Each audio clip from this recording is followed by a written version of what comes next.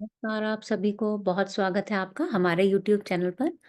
कुछ टाइम पहले या मैं कहूँगी 1 से डेढ़ महीना पहले मेरे पास मेल पर एक बड़ा अच्छा क्वेश्चन आया था और उनका फ़ोन भी मेरे पास आया था। नाम तो मैं नहीं लेना चाहूँगी और उन्होंने मुझसे जो पूछा था प्रश्न इतना अच्छा लगा मुझे उनका प्रश्न कि मैंने सोचा इसके ऊपर तो मैं वीडियो ज़रूर बनाऊँगी। प्रश्न क्या था उनका कि क्या ज्योतिष हमारे जीवन से जुड़ी हुई है या नहीं? एक तो उनका ये प्रश्न था। दूसरा उन्होंने मुझसे पूछा कि ज्योतिष के बारे में जो इतना अंधविश्वास फैला हुआ है, जो इतने उपाय प्रचलित हैं, वो कहाँ तक कारगर है? इस तरह से उनके 3-4 क्वेश्चन्स थे और हालाँकि इसके ऊपर पहले वीडियोज़ बन चुकी हैं, लेकिन मैंने सोचा कुछ अलग तरीके से आज समझाया जाए। अब देखो होता क्या है, हमारे जीवन में जो भी कुछ हो रहा है, इवन हमारे मुँह से जो शब्द निकल रहे हैं ना, वो भी हमारे ज्योतिष के अकॉर्डिंग ही निकलते हैं। कभी आपने अपने चार्ट को या किसी और के भी चार्ट को या ज्योतिष के खाली 12 खानों को आराम से बैठकर बिना उच्च नीच वक्री शनि ग्रह का प्रभाव राहु केतु को छोड़कर कभी समझा है? अगर नहीं समझा है तो अभी वीडियो पॉज करके सबसे पहले उसको देखो, समझो। 1 घंटा लेके बैठो उस पत्रिका को और फिर देखो वो पत्रिका आपसे क्या बोलती है। वो रोजमर्रा के जीवन में जो बातें होती है ना, वो भी वो आपसे बोलेगी। प्री डिसाइडेड है। कैसे डिसाइडेड है उसके कुछ एग्जांपल्स मैं आज आपको एक बार ड्रॉ करके और आपको समझाऊंगी। चलो मैं सबसे पहले समझाना शुरू करती हूँ। आप लोगों को समझ में भी आ जाएगा कि ज्योतिष कैसे हमारे जीवन से जुड़ी हुई है, रोजमर्रा के जीवन से भी जुड़ी हुई है और वैसे भी आप इसको समझ सकते हो। तो पेन के माध्यम से समझाती हूँ। बाकी आप निकालना, जितना आप सूत्र निकालोगे आप खुद से निकाल सकते हो। ऐसा नहीं है कि मैंने बनाया है, मैंने कुछ नहीं बनाया।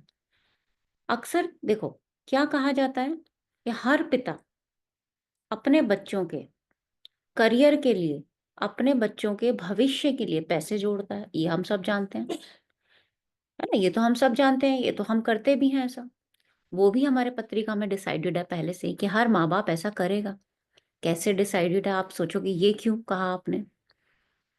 ये है जातक का चार्ट, ये है इनके पिता, जिसको हम 9th हाउस से देखते हैं। ये है 10th हाउस, जो कि जातक के लिए उसका करियर है और पिता के लिए उनका धन है। पिता क्या कर रहे हैं इस धन को? संजो के रख रहे हैं। किसके लिए? अपने बच्चे के करियर के लिए, है ना? और वो धन खर्च कब होता है? हम जानते हैं सबसे ज़्यादा जो पैसा खर्च होता है वो कहाँ पे होता है? किसी की भी हायर एजुकेशन में। स्कूलिंग में बहुत ज़्यादा पैसा नहीं खर्च होता, उससे ज़्यादा होता है हायर एजुकेशन में खर्चा, क्योंकि उससे फिर हमारा करियर बनना स्टार्ट हो जाता है। अब इस धन भाव से, जो कि पिता का धन भाव है, उससे 8th हाउस कहाँ है? जो आपके बच्चे की हायर एजुकेशन का हाउस है। कनेक्ट कीजिए इस डॉट को ना, ये सारी पत्रिका में रोजमर्रा का जीवन आपको दिखाई देगा। 10th हाउस से 8th हाउस क्या है? आपके बच्चे की हायर एजुकेशन, यानी अगर सडन आपका जुड़ा हुआ धन जा रहा है तो कहाँ जा रहा है? अपने बच्चे की हायर एजुकेशन बनाने के लिए, अपने बच्चे का करियर बनाने के लिए, वहां आपका वो पैसा खर्च हो रहा है। अब आप सोच सकते हैं कितनी छोटी सी बात थी, लेकिन कितनी अच्छी बात है ये, है ना?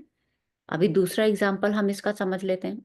अक्सर शिकायत होती है या ऐसा होता भी है जनरली, फैमिलीज में जो थोड़े बहुत मतभेद हो जाते हैं विवाह के बाद, तो एक छोटा सा एग्जाम्पल मैं इसका दूंगी।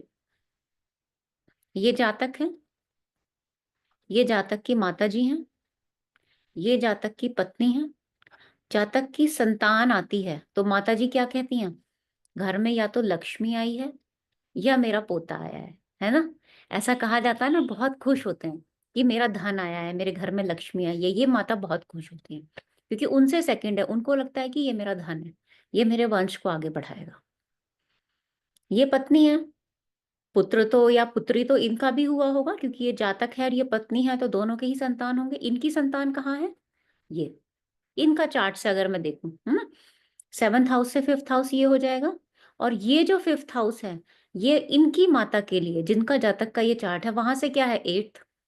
8th मतलब जब ये बच्चा होगा तो उसको सँभालने में सबसे ज़्यादा हेल्प किसकी मिलती है? चाहे अपनी माता की मिले, चाहे सासू माँ की मिले, माता तो माता है। अब आप ये कहेंगे कि माता को आपने यहाँ से क्यों देखा? 10th हाउस से पत्नी की जो सासू होंगी उनको वहाँ से देखो, वो सब छोड़ दो आप अभी। हम 4th हाउस, हम घर की बात कर रहे हैं, हम एक माँ की बात कर रहे हैं। चाहे वो सासू माँ हो, चाहे आपकी ताई जी हो या कोई भी हो। वो क्या कहेंगी? 8th हाउस मतलब इस बच्चे के जन्म के बाद सडन उनकी लाइफ में ट्रांसफॉर्मेशन आएगा। क्यों आएगा? वो उनको सँभालेंगी, उनके घुटनों में दर्द भी हो सकता है ना? तो ये कहावतें निकली है ना कि तुम्हारे आने के बाद, संतान होने के बाद मेरी हेल्थ में इश्यूज़ आए, वो कहाँ से आए? वो पत्रिका ब डिज़ाइन उस तरीके से की गई है। पर हम क्या करते हैं? हमने कभी उस पत्रिका को उस तरीके से समझा ही नहीं है। ऐसे बहुत सारे ढेरों एग्ज़ाम्पल्स होंगे आपके पास जो आपको बताएँगे कि किस तरह से ज्योतिष हमारे निजी जीवन से, हमारे रोज़मर्रा के जीवन से जुड़ा हुआ है। एक और मैं एग्ज़ाम्पल आपको देती हूँ। ऐसे आप बहुत सारे एग्ज़ाम्पल बनाइएगा। जो आप बातें भी बोलते हो ना रोज़, वो भी आपके ज्योतिष से निकल के आएगी। क्यों मैं ऐसा कुछ कहती हूँ आपसे? क्योंकि मैं जब भी कंसल्टेशन देती हूँ या पत्रिका देखती हूँ ना, तो मैं बहुत देर तक उसको बैठ के समझती रहती हूँ।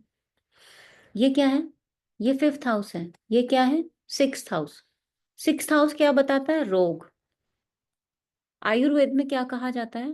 कि अगर आपका पेट सही है, तो यानी सारे रोग आपके दूर हो गए। क्यों पेट को ही लिया गया? 6th हाउस से 12th को देखोगे तो ये तो निरोगी काया बताएगा ना। रोग की हानि क्या है? 5th house. 5th हाउस क्या है? हमारा पेट। तो अब आप समझ सकते हो, मुझे तो कुछ भी एक्सप्लेन करने की ज़रूरत नहीं है। जो एक कहावत भी निकली वो कहाँ से निकली? निरोगी काया, वो 5th हाउस से निकली। और 5th हाउस खराब कब होता है? ये 2nd हाउस। यानी जो ये खाना है, खाने का जो सुख है, वो कौन-सा है? मेरा 5th हाउस। अब आप समझ रहे हो किस तरह से आपका जो ये पत्रिका है, ये किस तरह से कनेक्ट होता जा रहा है। बहुत अच्छे से आपको इसमें कनेक्शन मिलेगा। आप 9th हाउस से कनेक्शन देखो, 9th से जाओ, 9th से 4th देखो, पिता की प्रॉपर्टी आप उससे समझ सकते हो। संतान को मिलेगी या नहीं मिलेगी। अब एक छोटा-सा एग्ज़ाम्पल और मैं यहाँ पे देना चाहूँगी। ऐसे कितने ही सारे एग्ज़ाम्पल आप ले सकते हो। जब भी 2-3 भाई-बहन होते हैं ना और बड़े वाले का करियर एकदम अच्छा से नौकरी-वोकरी लग जाती है, तो घर में क्या बोला जाता है? अब छोटे की टेंशन आ जाती है। यानी छोटे की लाइफ में ट्रांसफॉर्मेशन कब आता है? जब उससे जो बड़ा वाला होता है, उससे जो ऊपर होगा, उसका जब जिस दिन नौकरी लग जाएगी या उसकी शादी हो जाएगी, फिर उसकी टेंशन हो जाती है। क्यों हो जाती है? ये छोटे भाई-बहन, ये आपका करियर, ये जो भी जातक होगा, उसका करियर क्या होगा? उसका कर्म तो ये हो जाएगा। अब इसकी जॉब लगी, तो इनके भाई-बहनों के लिए क्या हो गया? ये 8th। तो ये लाइफ किसकी ट्रांसफ़ॉर्म हुई? इनके भाई-बहनों की लाइफ ट्रांसफ़ॉर्म होगी। क्यों होगी ट्रांसफ़ॉर्म? चिंता किसकी आ जाएगी? माता-पिता को किसकी चिंता होगी? संतान की। माता हमेशा क्या कहती रहती हैं? ये छोटा है, ये तो हमेशा घर के बाहर ही रहता है दोस्तों के साथ। कब इसकी लाइफ सुधरेगी? बोझ किसके ऊपर आता है? छोटे वाले के ऊपर। तो अब आप समझ सकते हो, है ना? ये कितना मतलब मैं कई बार सोचती हूँ कि कितना ज़्यादा रिलेट करता है। आपका एक-एक शब्द आज से देखो, जो भी आप बोलोगे वो आपके ज्योतिष से निकल के आया है। और हम क्या करते हैं, रेमेडीज़ भी आपको यहीं से मिलेंगी। कैसे मिलेंगी?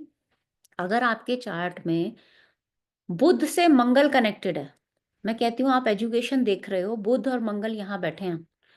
आप देखोगे कि उस बच्चे को खेलना-कूदना और फिर पढ़ना पसंद होगा। हम क्या कहते हैं, खेलता ही रहता है सारा दिन, पढ़ने में तो उसका ध्यान ही नहीं है। लेकिन हमें ऐसा नहीं कहना चाहिए। रेमेडी क्या है? ये मंगल की जो रेमेडी है ना, ये हमें करनी पड़ेगी। यानी आपके साथ जो ग्रह बैठे होते हैं या आपसे जो ट्राइन में कनेक्टेड ग्रह रहते हैं, वो आपकी फैमिली होती है। जैसे हमारा परिवार है ना, तो परिवार में जितने सपोर्टिव हमारे लोग होंगे, है ना? कुछ अच्छे होते हैं, कुछ बुरे होते हैं। जो परिवार है वो हमें एक एक हमारे सपोर्ट में होते हैं वो लोग, है ना? तो यही हमारी पत्रिका बताती है और रेमेडी भी यहीं से निकलती है, नदी में बहाने से, है ना? या पेड़ के नीचे कुछ गाड़ने से। आपकी पढ़ाई अच्छी नहीं होगी। पढ़ाई अच्छी कैसे होगी? जब आप इन साथ बैठे प्लैनेट्स को यूज़ करोगे।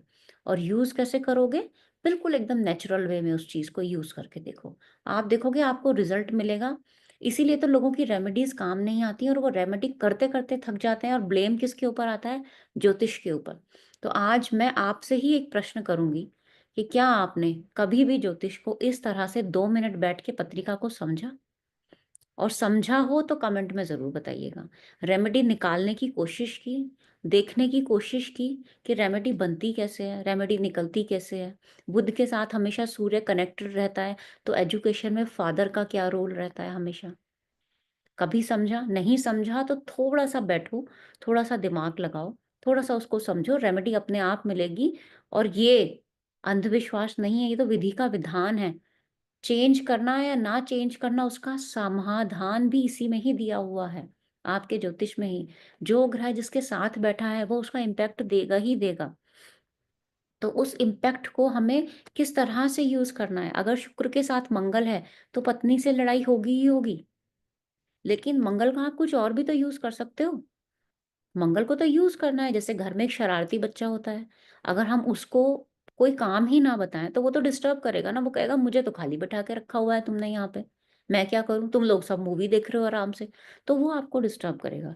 तो उस बच्चे को मुझे इन्वॉल्व करना है, वो बच्चा कौन-सा प्लैनेट है, वो रेमेडी किस चीज़ की चाहिए और किस तरह से चाहिए और कितना वो मुझे प्रभावित करेगा, ये सब हमारी दशाएँ बताती हैं। इस पत्रिका को बहुत ध्यान से देखो, आपकी सासू माँ का कहा हुआ एक शब्द, आपके हस्बैंड का कहा हुआ एक-एक शब्द आपको अपनी पत्रिका में दिखाई देगा और बहुत अच्छे से आप डेली का प्रेडिक्शन भी कर सकते हो। मैं ये नहीं कह रही हूँ कि मैं खाली यूट्यूब पे आने के लिए बोल रही हूँ ताकि मेरे फॉलोअर्स बढ़ें, ऐसा नहीं है। मेरी क्लास के जो स्टूडेंट्स हैं वो सीख रहे हैं और आप भी धीरे-धीरे इस चीज़ को सीखोगे। खुद से प्रैक्टिस करो ना, हमने भी प्रैक्टिस की है। जहाँ से आप सीख रहे हो वहीं से हमने सीखा है। लेकिन ये हो सकता है कि प्रैक्टिस शायद करते-करते 15 साल हो गए हैं अब तो उसका अनुभव भी कुछ एक मैटर रखता है। तो आप प्रैक्टिस करेंगे तो आपका भी अ, ऑब्वियसली थोड़ा-सा बढ़ेगा दायरा और मुझे उम्मीद है कि चैप्टर अच्छा लगा होगा। जिनका भी ये क्वेश्चन था उससे मेरे को एक वीडियो बनाने की जो इच्छा मेरे अंदर जागृत हुई, मैं बहुत धन्यवाद करना चाहूँगी उनका कि उन्होंने मुझसे ऐसा क्वेश्चन पूछा ताकि मैं वीडियो बना पाई इसके ऊपर। तो आज के लिए इतना ही रखेंगे। बहुत-बहुत धन्यवाद। नमस्कार।